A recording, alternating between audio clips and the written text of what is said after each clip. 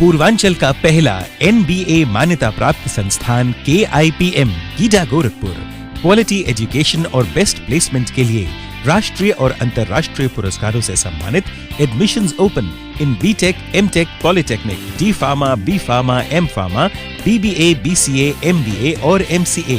Contact KIPM GIDA Gorakhpur. Madhya Pradesh के मंत्री विजय शाह के विवादास्पद बयान का मुद्दा अभी थमा नहीं कि अब सूबे के डिप्टी सीएम जगदीश देवड़ा के विवादित बयान ने सियासी तूफान खड़ा कर दिया है। जबलपुर में सिविल डिफेंस वॉलंटियर्स के प्रशिक्षण कार्यक्रम को संबोधित करते हुए देवड़ा ने कहा, पूरे देश की सेना और सैनिक प्रधानमंत्री नरेंद्र मोदी के चरणों में नतमस्तक है। दोस्तों, मध्य प्रदेश के मंत्री विजय शाह ने कर्नल सोफिया कुरैशी को लेकर विवादित टिप्पणी की थी। कर्नल सोफिया पर विवादित बोल वाले विजय शाह के पीछे पूरी बीजेपी खड़ी नजर आ रही है और इसीलिए अभी तक भाजपा ने उनका इस्तीफा नहीं दिया है। हाँ, यह बात अलग है कि सरकार के मंत्री विजय शाह राजनीतिक गलियारों में तो घिरे ही कानूनी पचड़े में भी फंस गए हैं। कर्नल सोफिया कुरैशी को लेकर बयान पर हाई कोर्ट के निर्देश के बाद मुकदमा दर्ज तो हो गया। सुप्रीम कोर्ट ने फटकार भी लगा दी कि मंत्री होकर ऐसी भाषा सही नहीं है। तो वहीं विपक्षी कांग्रेस पार्टी इस्तीफा की मांग को लेकर राज्यपाल के पास भी पहुंच गई, लेकिन हुआ क्या? कुछ भी नहीं। देवड़ा ने भावुक अंदाज में कहा था कि मन में बहुत आक्रोश था कि जो पर्यटक गए थे उनका धर्म पूछकर चुन चुन कर मारा गया। महिलाओं को एक तरफ खड़ा करके उनके सामने गोली मारी गई, बच्चों के सामने गोली मारी गई। उस दिन से पूरे देश के दिमाग में तनाव था कि जब तक इसका बदला नहीं लिया जाएगा, जब तक उन लोगों को नहीं मारा जाएगा जिन्होंने माता के सिंदूर को मिटाने का काम किया है, तब तक चैन की सांस नहीं लेंगे। डिप्टी सीएम ने आगे कहा कि हम यशस्वी प्रधानमंत्री को धन्यवाद देना चाहेंगे।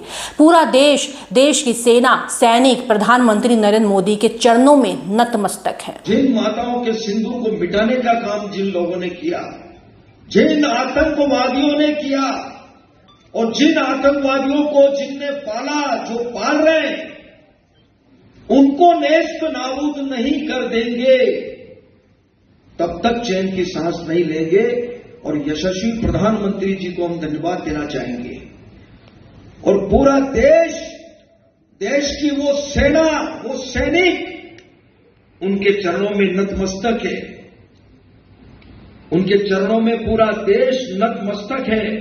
उन्होंने जो जवाब दिया है उसकी जितनी सराहना की जाए, जितना कहा जाए, एक बार उनके लिए जोरदार ताली बजा करके।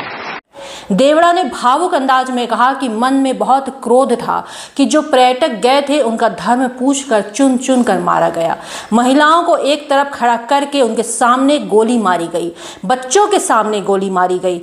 उस दिन से पूरा देश के दिमाग में तनाव था कि जब तक इसका बदला नहीं लिया जाएगा, जब तक उन लोगों को नहीं मारा जाएगा जिन्होंने मां के सिंदूर को मिटाने का काम किया है, तब तक चैन की सांस नहीं लेंगे। डिप्टी सीएम ने आगे कहा था कि यशस्वी प्रधानमंत्री जी को हम धन्यवाद देना चाहेंगे। पूरा देश की सेना, सैनिक उनके चरणों में नतमस्तक है। उनका जो जवाब दिया गया, उनकी जितनी सराहना की जाए कम है। प्रदेश के वित्त मंत्री देवड़ा का यह बयान ऑपरेशन सिंदूर को लेकर था, जिसके तहत भारतीय सेना ने पहलगाम आतंकी हमले का बदला लेते हुए पाकिस्तान और POK में आतंकी ठिकानों पर हमला किया था। इस ऑपरेशन में 100 से अधिक आतंकवादी और तमाम पाकिस्तानी सैनिक मारे गए थे।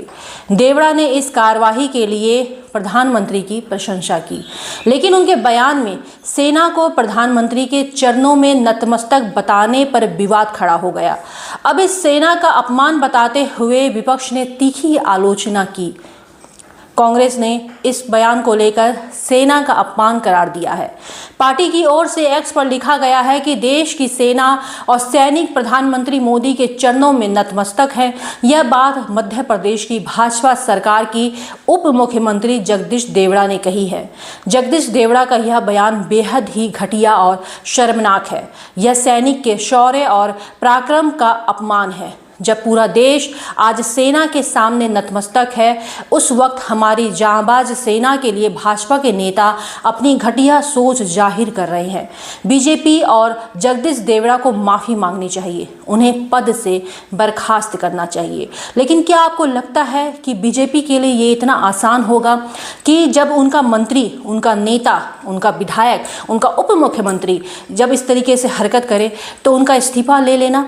मेरे ख्याल से आसान नहीं है। अगर आसान होता तो ऐसे इस्तीफे बहुत लंबी लाइन लग जाती, बहुत से ऐसे मंत्री, संतरी, विधायक और बहुत सारे तमाम बड़े नेता इस्तीफा दे दिए होते और भाजपा को कलंकित होने से बचा देते।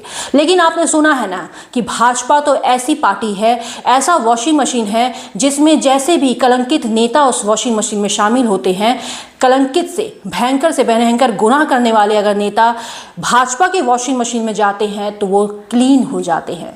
तो ऐसे में आप क्या सोचते हैं कि जो भाजपा के जो नेता हैं वो क्लीन नहीं हैं? ये आपके दिमाग की गंदगी हो सकती है, पर भाजपा के सभी नेता फुल क्लीन है। इसीलिए भाजपा के किसी भी नेता से इस्तीफा नहीं लिया जाता है, फिर चाहे वो कितना भी बड़ा गुनाह समाज की नज़रों में क्यों ना करते रहे।